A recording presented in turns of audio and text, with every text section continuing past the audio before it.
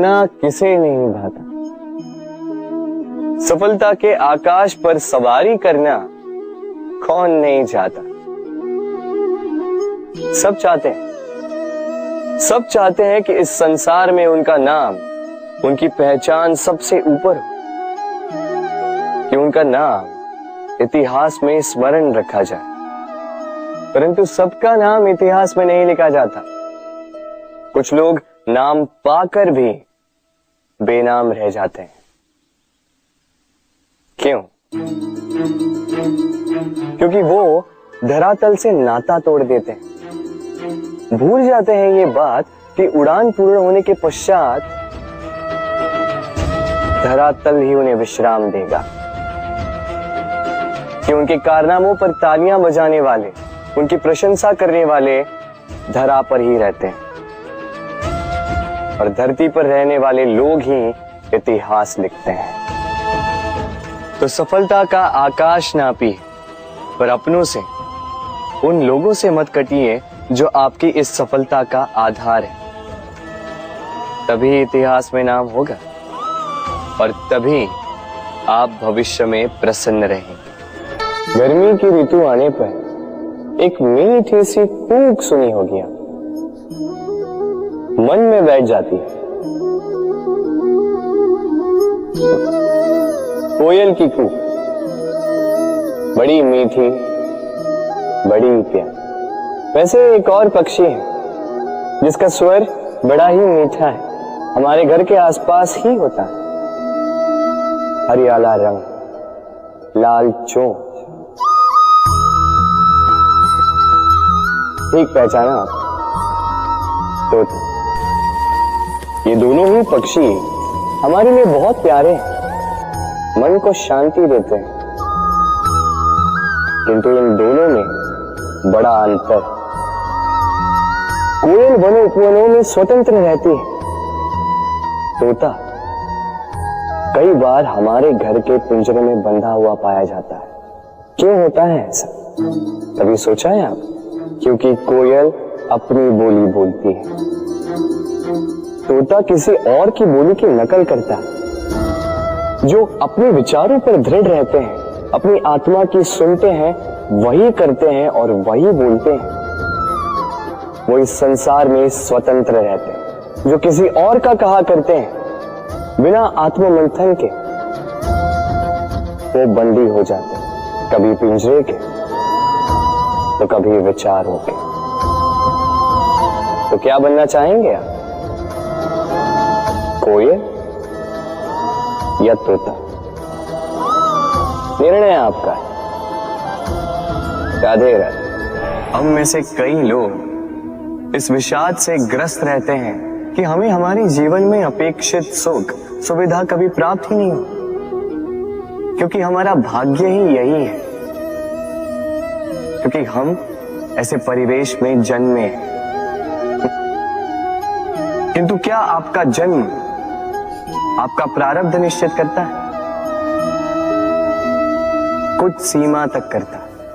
जैसे वर्षा की बूंद जब बादलों से जन्म लेती है तो उसका प्रारब्ध होता है धरा पर गिरना, किंतु वो धरा पर कहां गिरती है ये निश्चित करता है कि उसका भविष्य क्या होगा। केले के पत्ते पर गिरे तो कपूर बन जाती, सीप के मुख में गिरे तो मोती बन जाती, विषधर पी जाए तो विष बन जाती। बूंद एक ही, प्रारब्ध तीन।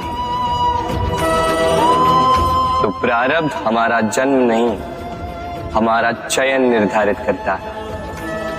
इसलिए अपना चयन सोच विचार करके करें।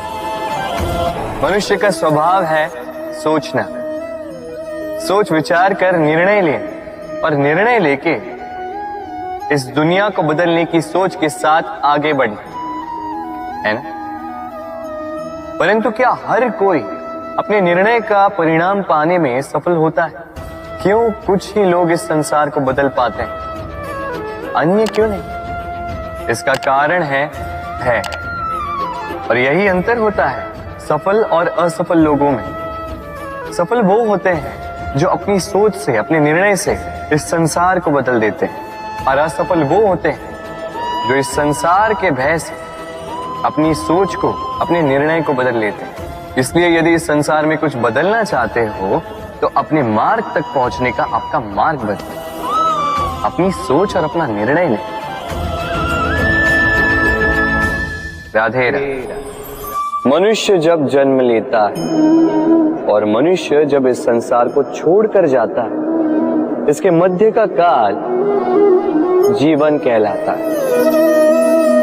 और इस जीवन में संघर्ष तो करना ही पड़ता है, कभी शिक्षा के लिए, कभी काम के लिए, कभी वास्तविक युद्ध करना पड़ता है।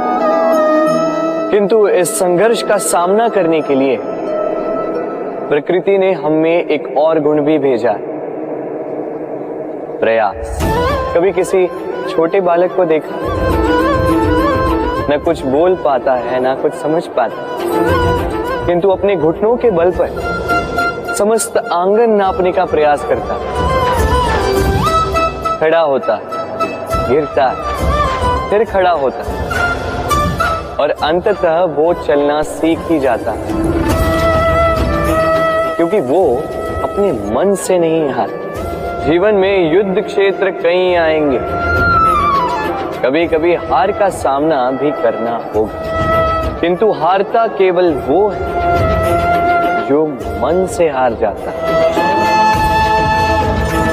इसीलिए कहते हैं युद्ध रणभूमि से पहले मन भूमि में लड़े जाते हैं। मैदान में हारने वालों को कई अवसर मिलते हैं, किंतु मन से हारने वालों को नहीं। राधे राधे। जब से मनुष्य का जन्म हुआ है जान पहचान का। और आज के युग में तो व्यक्ति का मूल्यांकन ही इस बात से किया जाता है कि इसकी पहचान किससे है, इसकी पहचान कहां तक है। क्यों? आपके आसपास भी ऐसे कई लोग होंगे जो पहचान की बल पर आपका काम बना लेते हैं।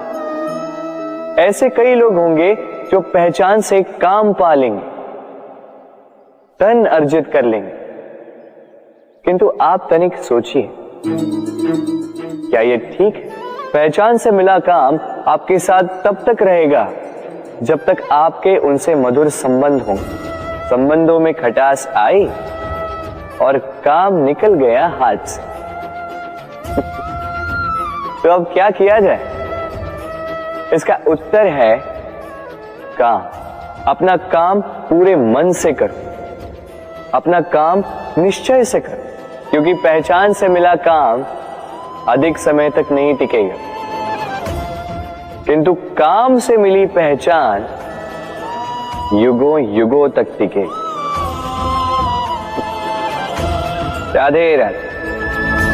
हम मनुष्य साथ रहते हैं, आनंद पीड़ा मिलजुल कर बांटते हैं, समय पड़ने पर सहायता देते हैं, सहायता लेते भी हैं। किंतु क्या सदा सहायता लेना उचित है?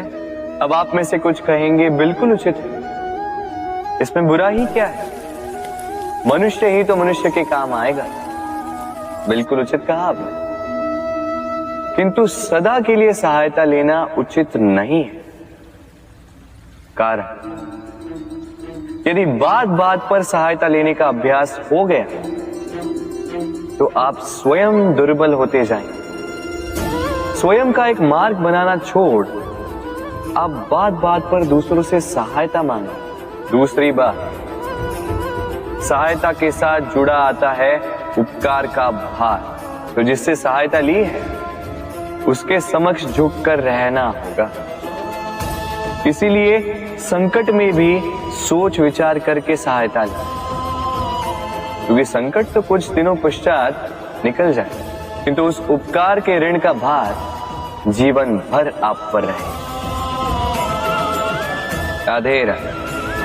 लोग सदैव मुझसे ये प्रश्न करते रहते हैं कि मित्रता का मतलब क्या है, इस प्रेम का मतलब क्या है? और मैं बस मुस्कुराता, क्योंकि ये तो ऐसा प्रश्न हुआ जैसे कोई पूछे कि अनर्थ का अर्थ क्या है। अब जब अनर्थ हो ही गया तो उसका अर्थ क्या? उसी प्रकार वो मित्रता क्या जिसमें आपका कोई मतलब, वो प्रेम क्या जिसमें आपका कोई स्वार्थ। ये दो भाव ऐसे हैं जिसमें आपको कुछ चाहिए नहीं होता, बस देना होता। आपका समय, आपकी भावनाएं, आपका सुख कुछ मांगने के लिए करोगे तो वो मित्रता कैसे? कुछ पाने के लिए करोगे तो वो प्रेम कैसे? वैसे भी देखा जाए तो जो प्रेम करते हैं उन्हें कुछ पाने की आवश्यकता ही नहीं, और जिसके पास 2.5 अक्षर वाला ये प्रेम शब्द हो उसके पास तो इस संसार का सबसे बड़ा कोश है। तो आप इस कोश को बढ़ाइए और मेरे साथ कहिए राधे राधे।